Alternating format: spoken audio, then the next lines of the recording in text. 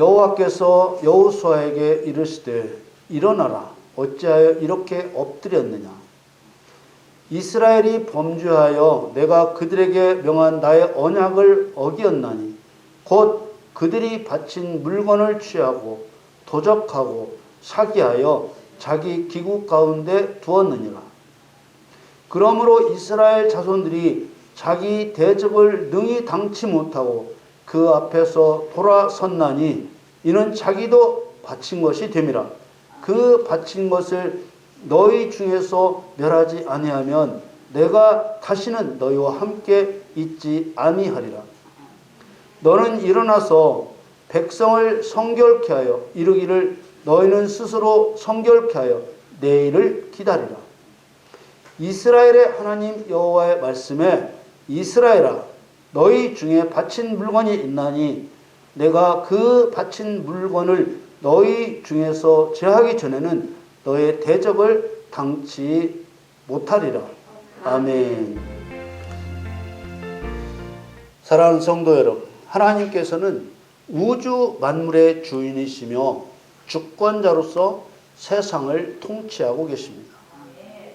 세상에서 참새 한 마리가 땅에 떨어지는 것까지 하나님의 뜻을 벗어나 일어나는 일은 없습니다. 사람들은 스스로 그러련 자연이라는 말을 써서 세상에 스스로 존재하거나 우주에서 저절로 이루어지는 활동들이 있다고 생각합니다. 세상 모든 사람들이 거리낌 없이 믿고 있는 이런 사람 중심의 생각들을 하나님의 입장에서 하나님의 관점에서 보면 세상 사람들이 얼마나 하나님을 멸시하는지를 알 수 있습니다. 하나님께서는 세상이 말하는 자연을 초월하여 홍해바다를 가르시고 흐르는 요단강 물을 세우시며 태양을 멈추시고 태양을 뒤로 10도나 물러가게 하시며 애굽인들의 거주지만 흑암이 있게도 하시고 예수님께서 십자가에 달리셨을 때 온 땅에 어둠이 임하게도 하시며 바다 위를 걷기도 하셨습니다. 이 외에도 하나님께서 세상이 말하는 자연이라는 말로는 설명될 수 없는 창조주의 주권을 행하셨습니다. 그리스도인들조차 세상의 질서, 자연의 질서라는 말에 매여 하나님의 주권을 세상의 질서 아래 두고 있는 경향이 있습니다. 이것은 하나님에 대한 반역적인 태도입니다. 말로는 하나님을 전능하시다고 하면서도 실제로는 믿지 않는 태도입니다. 하나님께서는 하나님의 목적을 이루시기 위해서 우주 만물을 하나님의 뜻대로 움직이시는 분이십니다. 세상에서 일어나는 일이 우리 인간에게 기쁜 일이든 슬픈 일이든 즐거운 일이든 괴로운 일이든 하나님의 목적을 이루시기 위해 하나님의 주권으로 행하시는 것입니다. 이런 하나님의 절대 주권에 대한 믿음이 세상 사람들로부터 조롱당하고 비난받을 수도 있습니다. 심지어 옳고 그름을 가리지 않고 덮어놓고 믿는 태도를 말하는 맹신주의라고 공격을 받기도 합니다. 바리새인들은 예수님께서 귀신 들려 눈 멀고 벙어리 된 자를 고쳐주신 일을 두고도 이가 귀신의 왕 바알세불을 힘입지 않고는 귀신을 쫓아내지 못한다고 말했습니다. 바리새인들이 하나님의 율법을 존중하고 율법을 지키려 했던 자들이라는 점에서 하나님에 대해 얼마나 무지한지 보여줍니다. 하나님의 말씀은 세상의 질서와 번영에 초점을 맞추고 있지 않습니다. 이 말은 하나님께서는 세상을 지켜주시기 위해서 일하시지 않고 세상의 번영을 위해서 일하시지 않는다는 말입니다. 하나님께서는 예수 그리스도의 십자가 대속으로 새로운 생명을 얻은 자들 안에 하나님의 질서와 하나님의 나라를 세우시기 위해 일하십니다. 사람이 살다 죽게 되거나 세상을 끝내실 때는 하나님의 법, 곧 하나님의 질서에서 벗어나 하나님의 나라로 세워지지 않은 모든 사람을 영영이 꺼지지 않는 지옥불에 던져 넣으시는 것입니다. 마찬가지로 여리고 성벽이 무너져 이스라엘 백성들이 여리고 성을 정복할 수 있었던 이유는 오로지 여호수아와 이스라엘 백성들이 여호와 하나님의 약속을 믿고 하나님의 질서 안에서 순종했기 때문이었습니다. 그 믿음과 순종의 내용은 일곱 제사장 손에 들려진 수양의 뿔 쇼파르에 있었습니다. 우리는 성경으로 말씀하시는 이스라엘 백성들의 순종을 그냥 순종이라고만 말해서는 안 되고 모형으로 명령하신 말씀의 의미가 무엇인지 알고 순종해야 그 명령의 의미대로 교회시대의 성도들이 행할 수 있는 것입니다. 이렇게 구약시대의 모형과 그림자로 말씀하신 것들은 신약시대의 예수 그리스도의 십자가 대속으로 죄사함을 받아 구원받은 성도를 통해서 그대로 이루어 완전케 하시는 것입니다. 그래서 마태복음 5장 17절에 내가 율법이나 선지자나 폐하러 온 줄로 생각지 말라. 폐하러 온 것이 아니요 완전케 하려 함이로다. 율법이나 선지자라는 말은 구약 성경의 모든 말씀을 가리키는 표현입니다. 이 말씀은 예수님께서 친히 하신 말씀입니다. 구약 성경의 말씀을 완전케 하신다는 것은 구약으로 말씀하신 하나님의 계획을 완성하신다는 말씀입니다. 에베소 2장 15절에 보면 의문에 속한 계명의 율법을 자기 육체로 폐하셨다는 말씀이 나옵니다. 에베소 2장 15절에 원수 된 것 곧 의문에 속한 계명의 율법을 자기 육체로 폐하셨으니 이는 이 둘로 자기의 안에서 한 새 사람을 지어 화평하게 하시고 라고 말씀하셨습니다. 어떤 사람은 이 에베소서 말씀을 앞세워서 율법이 폐지되었다고 말합니다. 그러나 이 말씀에도 나와 있는 것처럼 의문에 속한 계명의 율법을 폐하셨다고 설명하고 있습니다. 이 말씀은 모든 율법을 폐하셨다는 말이 아니라 예수님의 십자가 대속으로 율법이 정한 죄로 인한 사망의 형벌을 받은 것이 되어 자유케 되었음을 의미하는 것입니다. 그러므로 여리고 성벽을 무너뜨린 구약의 말씀은 사단의 세력들이 차지하고 있는 가나안을 정복하라고 명령하신 대원칙에 맞도록 해석되어져야 하는 것입니다. 도대체 여리고가 무엇을 의미하기에 정탐꾼을 숨겨준 라합과 그의 가족을 제외한 남녀, 노인, 아이를 불문하고 다 죽이라고 하셨겠습니까? 여호수아 6장 21절 말씀에 보면 성중에 있는 것을 다 멸하되 남녀, 노유와 우양과 나귀를 칼날로 멸하니라.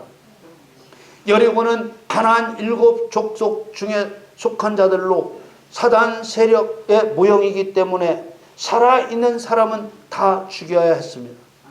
이 원칙은 가나안 정복 때 지켜야 할 하나님께서 정하신 원칙입니다. 신명기 20장 16절 17절 말씀에 보면 오직 네 하나님 여호와께서 내게 기업으로 주시는 이 민족들의 성읍에서는 호흡 있는 자를 하나도 살리지 말지니 곧 헷 족속과 아모리 족속과 가나안 족속과 브리스 족속과 여부스 족속을 네가 진멸하되 네 하나님 여호와께서 내게 명하신 대로 하라. 호흡이 있는 자를 하나도 살리지 말아야 될 가나안 7 족속은 말할 나위 없이 사단 마귀와 귀신들의 모형입니다. 이런 구약 성경의 모형적 예언들은 신약시대 그리스도와 성도들에 의해 본래의 의미대로 사단의 세력을 진멸하여 완성되어져야 하는 것입니다. 엿새 동안 하루도 거르지 않고 같은 방법으로 7 재앙들이 손에 든 수양의 뿔 나팔을 불며 여호와의 언약궤 앞에서 진행한 것은 정복자인 성도는 처음부터 끝까지 사단의 권세를 꺾어 진멸함으로써 뿔에서 나는 사단의 비명과 통곡 소리가 나게 할 때 정복이 완성된다는 것을 모형으로 가르쳐 주신 것입니다.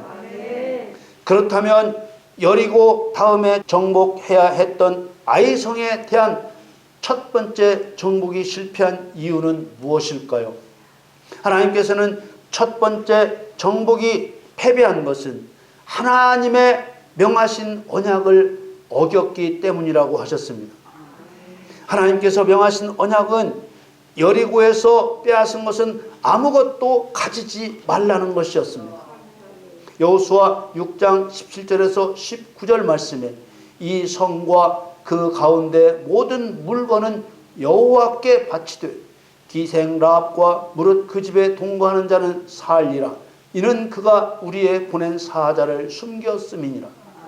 너희는 바칠 물건을 스스로 삼가라. 너희가 그것을 바친 후에 그 바친 어느 것이든지 취하면 이스라엘 진으로 바침이 되어 화를 당케 할까 두려워하노라.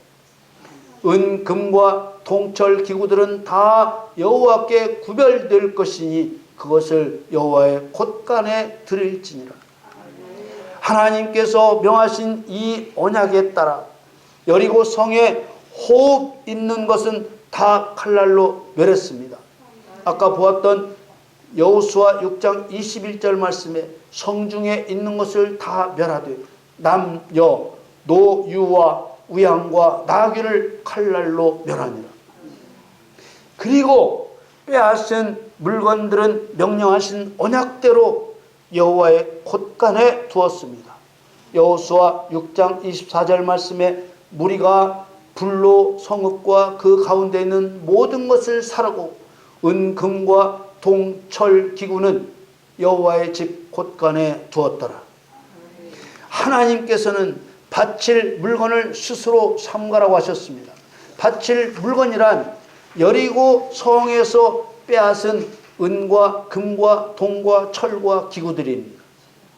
여기서 바칠 물건이라는 영적으로 매우 중요한 말이 시작됩니다.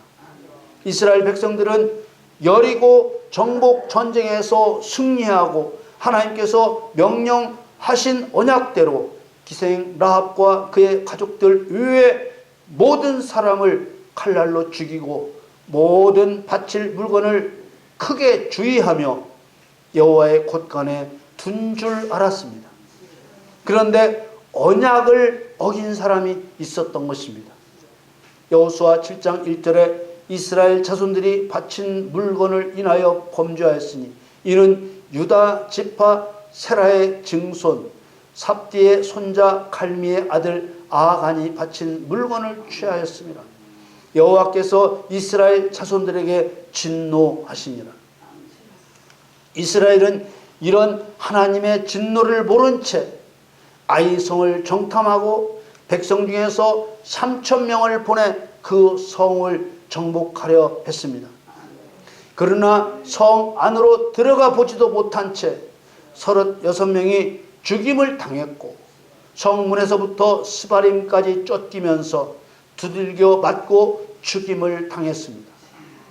이러한 이스라엘의 패배는 말할 나위 없이 아간이 하나님이 명하신 언약을 배반하고 바친 물건을 도둑질했기 때문입니다. 어떤 사람들은 아이성 전투의 패배 원인이 아간의 죄뿐만 아니라 백성들을 3,000명만 보냈기 때문이라고 말하지만 패배의 원인은 하나님의 진노였고 하나님의 진노의 원인은 바친 물건에 손을 댄 때문입니다. 백성들이 언약을 어겨 하나님께서 진노하셨기 때문에 3,000명이 아니라 30만 명을 보내도 마찬가지로 패배할 수밖에 없습니다. 이로 인해 여호수아는 여호와의 언약궤 앞 땅에 엎드려 머리에 티끌을 뒤집어 쓰고 해가 질 때까지 있다가 여호와 앞에 호소했습니다. 그러자 여호수아 7장 10절 11절 말씀에 여호와께서 여호수아에게 이르시되 일어나라 어찌하여 이렇게 엎드렸느냐. 이스라엘이 범죄하여 내가 그들에게 명한 나의 언약을 어기었나니 곧 그들이 바친 물건을 취하고 도적하고 사기하여 자기 기구 가운데 두었느니라. 이렇게 말씀하셨습니다. 하나님께서는 이스라엘이 범죄하여 하나님의 언약을 어겼다고 하셨습니다. 아간 혼자 한 일이었는데 이스라엘이 범죄했다고 하셨습니다. 바친 물건을 취하고 훔치고 속여서 자기에게 속한 곳에 두었다고 하셨습니다. 하나님께서 진노하시는 핵심은 바친 물건에 있습니다. 바친 물건이라는 말로 번역된 헤렘이라는 말은 바쳐진 것, 저주받은 것, 파멸될 것, 진멸될 것이라는 의미를 가진 말입니다. 사람이나 소나 양이나 나귀는 칼날로 남김없이 죽여서 진멸하지만 바친 물건은 여호와의 곳간에 들임으로써 진멸한 것이 되는 것입니다. 다시 말해서 가나안 정복을 통해서 빼앗은 어떤 물건도 이스라엘 백성들이 취해서는 안 되는 것입니다. 이것은 사단의 세력은 철저하게 진멸의 대상일 뿐이기 때문에 정복자인 하나님의 백성과 어떤 형식으로든지 관계가 만들어져서는 안 된다는 것을 의미하는 것입니다. 모형이지만 남자 여자 불문, 늙고 어리고 불문, 모든 짐승 불문 다 칼로 멸절시키라는 말씀에서 정복자인 하나님의 백성과 사단의 세력이 어떤 관계에 있어야 하는가를 분명하게 선언하신 하나님의 언약인 것입니다. 그래서 바친 물건이라고 번역한 바쳐진 것, 저주받은 것, 파멸될 것, 진멸될 것이라는 헤렘의 의미대로 사단에 대한 하나님의 의지를 제대로 이해하지 못하고 따르지 못하면 결코 승리할 수 없다는 것을 분명하게 가르치신 것입니다. 그러한 하나님의 의지는 그 이후에 사울 왕에게 적용되어 사울 왕의 가문을 전멸시키셨습니다. 이러한 하나님의 의지는 교회 시대에 사단에 대한 심판자가 되지 못한 어린 아이와 같은 성도에게는 물론이려니와 마귀의 일을 멸하는 일에 소홀한 성도에게 그대로 적용되는 것입니다. 하나님께서는 이스라엘 백성들이 아이성 공격에 패배한 것은 이스라엘에 명령하신 하나님의 언약을 어긴 때문이라고 분명하게 밝히셨습니다. 언약을 어기는 순간 하나님께서는 자기 백성을 도우시지 않기 때문에 여호수아도 아이성을 정탐하고 돌아온 정탐꾼들도 올바른 판단을 할 수 없게 되는 것입니다. 앞에서도 말씀드린 것처럼 아이성 전투의 패배 원인을 여호수아의 교만 때문이라는 둥, 하나님이 공격하라는 명령이 없었는데 공격했기 때문이라는 둥, 여호수아의 기도가 부족했다는 둥, 이런저런 이유들을 만들어내지만 이유는 한 가지, 명령하신 하나님의 언약을 어겼기 때문입니다. 이미 바친 물건에 대한 언약을 어겼는데 그 상태에서 교만하지 않는다고 기도한다고 전쟁을 이길 수 없습니다. 언약을 어기는 순간 하나님의 백성도 바쳐진 것이 되어 저주받은 것, 파멸될 것, 진멸될 것이 되고 말기 때문입니다. 여호수아 7장 12절 말씀에 그러므로 이스라엘 자손들이 자기 대적을 능히 당치 못하고 그 앞에서 돌아섰나니 이는 자기도 바친 것이 됨이라. 그 바친 것을 너희 중에서 멸하지 아니하면 내가 다시는 너희와 함께 있지 아니하리라. 바친 것, 곧 저주받고 파멸되고 진멸되어야 할 사단의 속성을 백성들이 멸하지 않으면 하나님께서 자기 백성과 함께 하시지 않으시는 것입니다. 하나님의 명령하신 이 언약의 본질은 하나님의 백성은 사단과 어떤 타협도 불가하고 사단의 어떤 것도 취해서는 안 된다는 것입니다. 바친 물건이란 당연히 죽어야 할 사단의 속성을 말하는 것입니다. 이것을 멸하지 않는 한 사단의 세력을 이기지 못합니다. 여호수아 7장 13절에 너는 일어나서 백성을 성결케 하여 이르기를 너희는 스스로 성결케 하여 내일을 기다리라.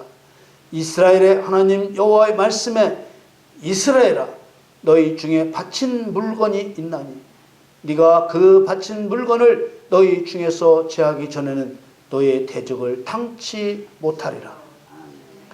이스라엘아 너희 중에 바친 물건이 있나니 이 말씀은 성도야 네 안에 진멸해야 할 사단의 속성이 있나니 이 말과 똑같은 것입니다.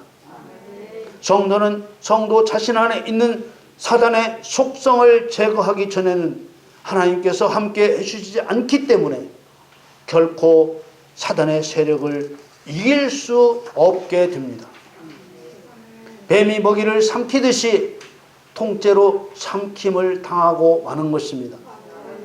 사단을 진멸하지 않고 사단의 속성을 자신 안에서 제거하지 않는 것을 구약의 표현으로 하면 바친 물건에 대한 언약을 어기는 죄를 범하는 것입니다. 성도는 하와를 꼬여 선악과를 먹게 한 뱀에게 내리신 저주를 잊어서는 안 됩니다. 창세기 3장 14절에 여호와 하나님이 뱀에게 이르시되 네가 이렇게 하였으니 네가 모든 육축과 들의 모든 짐승보다 더욱 저주를 받아 배로 다니고 종신토록 흙을 먹을지니라. 이 하나님의 저주가 결국 세상 끝에 어떻게 결판이 났습니까? 요한계시록 20장 2절에 용을 잡으니 곧 옛 뱀이요 마귀요 사단이라. 이건 결국 하늘에서 하나님을 반역한 사단의 죄에 대해서는 반드시 지옥 형벌이 따른다는 것을 만천하에 공표하고 세상 끝에 율법을 완성하신 것입니다. 아멘. 요한일서 3장 8절 말씀에 죄를 짓는 자는 마귀에게 속하나니 마귀는 처음부터 범죄함이니라. 하나님의 아들이 나타나신 것은 마귀의 일을 멸하려 하심이니라. 이 말씀이야말로 하늘에서부터 시작된 하나님의 사단 심판 의지를 온전히 드러내주는 말씀입니다. 일곱 제사장의 일곱 나팔소리나 여리고의 남자 여자 불문, 늙고 어리고 불문, 모든 짐승 불문 다 칼날로 멸절시키는 것이나 저주 받은 것, 파멸될 것, 진멸될 것을 바쳐진 것이 되게 하는 것은 다 한결같이 사단과 사단의 세력에 대한 완전한 진멸을 의미하는 것입니다. 여호수아 7장 21절에 내가 노략한 물건 중에 시날산의 아름다운 외투 한 벌과 은 200세겔과 50세겔 중에 금덩이 하나를 보고 탐내어 취하나이다. 보소서 이제 그 물건들을 내 장막 가운데 땅속에 감추었는데 은은 그 밑에 있나이다. 유다 족속은 사자로 상징된 마귀의 일을 멸하실 심판자 그리스도가 오실 지파입니다. 성경은 탐심으로 바쳐질 물건을 훔친 아간을 유다 지파의 사람이라고 증거하고 있습니다. 예리고에서 얻은 전리품 중에서 시날산의 아름다운 외투 한 벌과 은 200세겔과 50세겔 무게의 금덩이 하나를 훔친 아간의 범죄는 사단의 세력을 완전하게 진멸하지 못한 죄인 것입니다. 이 아간의 범죄는 교회시대에 사단을 진멸하도록 세움받은 성도가 하나님을 전적으로 신뢰하여 사단을 완전하게 진멸하라고 명령하신 하나님의 언약을 배반할 것을 모형으로 보여주신 것입니다. 사랑하는 성도 여러분, 우리 자신이 혹 이 언약을 배반하고 있지 않은지 살펴보아야 합니다. 하나님보다 세상 것을 더 좋아하는지 살펴보아야 합니다. 우리를 성결케 하지 않으면 이스라엘 백성이 아이성 전투에서 죽임을 당한 것처럼 구원받은 성도라도 오히려 사단의 밥이 되고 마는 것입니다. 우리 모두 바친 물건을 이스라엘 백성들 안에서 제하듯이 우리 안에서 사단의 속성과 하나님보다 더 좋게 여기는 모든 것을 끊어냄으로써 하나님을 기쁘시게 하는 영적 승리자가 되시기를 우리 주 예수님의 이름으로 간절히 축원합니다.